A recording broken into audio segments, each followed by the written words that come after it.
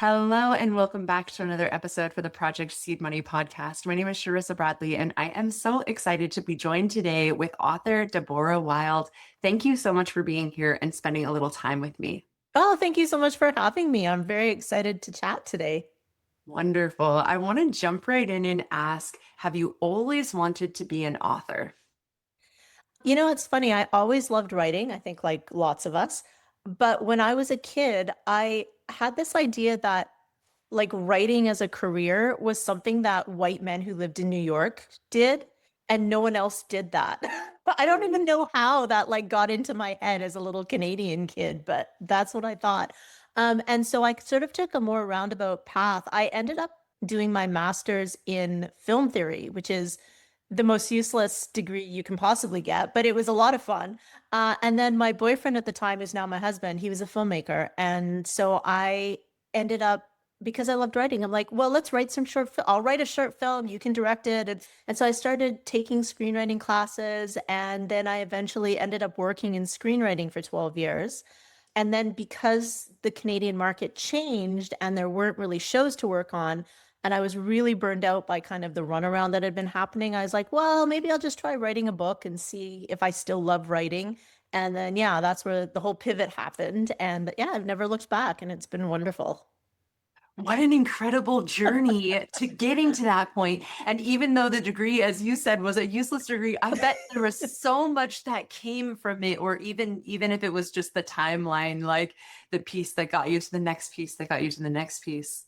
Well, What I think also like consuming so much storytelling from all over the world. Like I had to know, I think for my thesis defense, in addition to writing the thesis, there was like 200 films I had to have watched, and I was going, this was before kids when I used to go to the film festival and I used to, so I think consuming all that storytelling in that form from, other cultures was really useful to also, what are the things that are important to me? a cool story. What a Thank cool way to you. do it. Oh Thank my you. gosh, that is so fascinating. So then you made the switch. It sounded like, it kind of came at a time where things were changing anyway. So it was a Mhm. time to make a new path for yourself. But what was first of all, do you only publish fiction? Yes. Yeah. So what happened was I actually, prior to doing my Deborah Wilde stuff, I had a different pen name called Tallulah Darling, and it was YA. And that's where I started. I loved YA. I wanted to write YA, and I thought that would be my test ground. And this was back in 2012. And so I was like, I'm going to write 5 books in 3 years. I'm going to see how it goes. It was hard being indie YA, and I made some mistakes, but it was really, really valuable for me. And at the end of it, I decided, you know what? I don't want to keep writing YA because one thing I've always been a huge fan of is romance novels and spicy romance novels. Like I think I started reading books that were probably a bit, I'm not even going to say a bit, that were inappropriate for me to be reading at 14, but that was the time. So I decided I wanted to sort of take this love of writing these fantasy sort of magic mysteries that are very funny, really imbued with like the old Hollywood screwball banter. Like I love that. But then throw spicy romance into it and just see what would happen. And so I published my first book, Deborah Wilde book, in 2017, and I was very lucky. It became an Amazon bestseller, and then I just kind of it that became the full-time thing, and I just never looked back. And now it's 25 books later. Yeah. So, yeah. And your books sound so fun, the Thank combination. you. Did you have a hard time putting them into genres when it came to doing things like the keywords and the BISAC codes? Oh my God. I had no idea what a learning curve that was going to be. And I think if I'd known, I'm not sure. Like, I think I'm glad I was thrown into it because it's such a learning. I still struggle. Like, if anybody out there is putting your book on Amazon and you're trying to figure out those 7 metadata, I still struggle with that. I'm in there with Publisher Rocket and incognito windows and trying to figure all that out. And now with things moving from a Google search result to chatbots giving you, that's like a whole new area I'm having to figure out, and that it's a lot being your own publishing company. Sometimes I feel like the writing is the least part I get to do because of all the other stuff. So I really feel other people's fears and frustrations if anyone out there struggling with that. Oh, I couldn't agree more. And the landscape, the publishing landscape changes daily. Yeah. Things from Amazon, Ingram Spark, they change daily. Yeah. So even if you get it, like you're like, I got this, I'm on top Yeah. of it, I know everything. Maybe tomorrow you still won't. So Oh yeah. Oh, and then there's ads, which is a whole other thing, you know, like last year I was like, I mastered Facebook ads after like 6 years, and then they changed everything. And it's like, no. oh my Yeah. goodness. Yes. I've heard so many frustrations in that area. And I think a lot of authors are going to be able to relate to that. But there is a lot of power, and there is a Yep. lot of, just like that feeling of I have this authority over my work when Oh you my God. are self-published. So did you create an imprint for yourself for your all of the books that you've written? Yes, so I have a publishing company. I love that you phrase it as authority because I just call it that I'm anal retentive and I like to have control over everything and my OCD. Like I'm just like this is what it is. But I like authoritative. I'm gonna just start saying that. Um yeah, I have a publishing company and there is a lot of power. Like I love being the person who gets to decide on the covers and making sure that fits my brand. Now, that also means that the buck stops with me and if I get it wrong, I got it wrong. But, I've seen a lot of publishing companies and they put out covers for their authors. And I'm like, oh, those poor authors, when they saw the cover, like they must have just been like, ah, and there's nothing they can do about that. So I do love it's more work, but I do love being able to engage with cover designers or knowing that, I formatted it, it's done, it's the way I want it to look. I'm very particular about my brand. It's everything to me, especially now, like just the genuineness of the author, so my brand, my voice, my personality, I just feel it's so important. And so I want to be in charge of all of that. I couldn't agree more. I did the exact same thing in my own life. So I can completely agree with that. And I ended up starting my own publishing house because there were things that I wanted to be able to correct without asking for permission, Yep. to update or access without having barriers. And so there's so much control, yes, but you just get to do what makes it's your name, right? It's your Yeah, brand, it's exactly. you. Exactly. Yeah. No, I couldn't agree more. So I know 2012, when the first book came out, maybe is not as easy to remember, but I wonder if you could think back and see if there was, when you were in that like switch from screenplay or screenwriting to then becoming a novelist or writer, did you face feelings of self-doubt like in that first bit of process? And then I wonder if you could speak to the change in 25 books in. Right. So in 2012, that was the YA pen name. And so that's not even part of the 25 books. That's like five other books. I think because I was treating it as an experiment, like, do I want to write? Do I still enjoy writing? Because I'm so burned out.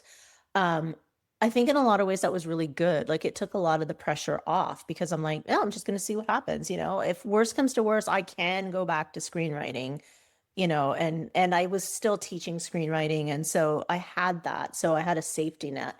Um, and then I think but then even between so 2012 and then when I launched Deborah Wilde in 2017, which was like these more adult urban fantasy books, like that landscape had changed so much. Like 2012, it was all blog tours and, getting to know readers one by one on Twitter. And like it was so different already by the time 2017 rolled around. And I think so what had happened there was I had actually thought maybe I would try to go trad pub, it not be indie for this new venture in my life. And I had a New York agent and we were talking and he loved my book. His assistant loved the book. And it literally came down to he was about to sign me and he said, here's the problem. You've got too much romance for urban fantasy and too much urban fantasy for paranormal romance. So you need to pick a lane. And I just thought, I don't think I do need to pick a lane because I want to read both these things. And I think other people, there's got to be other people. So I was like, okay, thank you. I'm going to try this and do indie again. And I think again, because it was like, okay, let's just see what happens. Again, there wasn't that big pressure. But then the second book, it was like, oh shoot, now I've done X, Y, Z, and people are expecting this from me. And then it was like, yeah. So yes. So it seems almost like you, because you went into it like almost blind, like you Yeah. had the faith and you knew like, oh, well, if it works out, it works out. But then after well, now I guess almost it would be like what, eight at your eighth book or seventh book, that self-doubt came in of like, oh, now they're expecting this of me. That is an interesting timeline. And then once your books come out, once they've like that publication week, do you feel vulnerable in any way or like face any vulnerabilities once that's out there? Yeah. Less so now, and I'll tell you what the switch was. So when I started publishing the Deborah Wilde books in 2017, I was exclusive to KU, like a lot of authors are. I had been wide with my YA and it didn't go well. I didn't know what I was doing. And I thought, let's just have eggs in one basket, one place, it'll be much easier. And it was. And I'm very grateful to have had that opportunity and had that run. What I started to realize by the time, when was it? Probably 2021. So I was in my third series by that point, my third Deborah Wilde series, was that checking rank to see if I was still sticky was very bad for my mental health. And I had to get out of that game. And so I decided, I ended up going to Romance Author Mastermind that some of your viewers might know about. It's a author convention, and it was online that year. And it happened to be that the whole topic was about going wide. It was very timely for me. So I ended up going wide in 2022. And in 2023, I added in having my own Shopify store. I made my husband leave his job in film and come work for me to build it and run it. And that's what he does. And that made a huge difference. I don't pay attention to my launches anymore because I'm wide. I don't need to be sticky. It made a big difference. Wow. That's Yeah. such good advice. That's such good Yes. advice because I think we can get kind of zoomed in, focused, and then that can stop us from taking action to do the next things that are necessary. Yeah. And Amazon, the Amazon algorithm rewards us for it. Like it's not just us, like, oh, we must be crazy. No, no. Amazon is rewarding you for putting out books really fast and for staying sticky and for, so it's feeding that. And yeah, I just think do what you need to do for your mental health and your well-being. And if that's staying in Amazon because that is the best place for you, and there's a lot of pieces when you go wide, I am not going to lie, it is so much more work, then do that. Like that is great, and you do that for you. If it's like, okay, the staying sticky and that's the thing that's causing me the most pain, like it was for me, then go wide. Like I'm just a firm believer in there are so many paths to being an author, and we need to do what is best for us and no judgment. Yes, I love that, and I totally think that that's such good advice. We just need to be able to have that permission, I think, Mm. sometimes to do it on our own, but also to do the path that makes the most sense to us. If that's, staying on just like an ebook platform where you can just manage one little aspect, Yeah, then absolutely. I think that was brilliant how you kind of narrowed it in. And then you get an understanding of who your reader is and you get an understanding of what they like from you. So there's a lot to glean from that. absolutely. Absolutely. Thank you. That is amazing. I just wonder if you can share a little bit more about where people can find you, where people can find your books, and if you feel like sharing a little bit about your series that you have out, your multiple series that you have out, I would love to just have my audience learn a little bit more about that as well.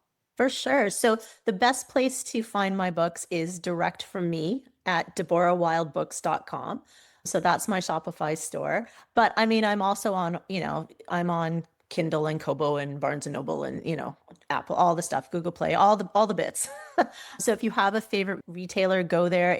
If you want to find my books and you want to get them from a library, please do it. I love having my books in libraries. So, that makes me very happy. I'm a big library user myself. So those are the best places. So yeah, as I said, all my books are funny, sexy, urban fantasy, but a big part of this was I'm also Jewish. And when I was growing up, the only time I saw myself in books were Holocaust stories. And those are very, very important stories. But like, I just wanted the Jewish girl going through the wardrobe into Narnia or down the rabbit hole to Wonderland. I was like, where are those Jewish kids?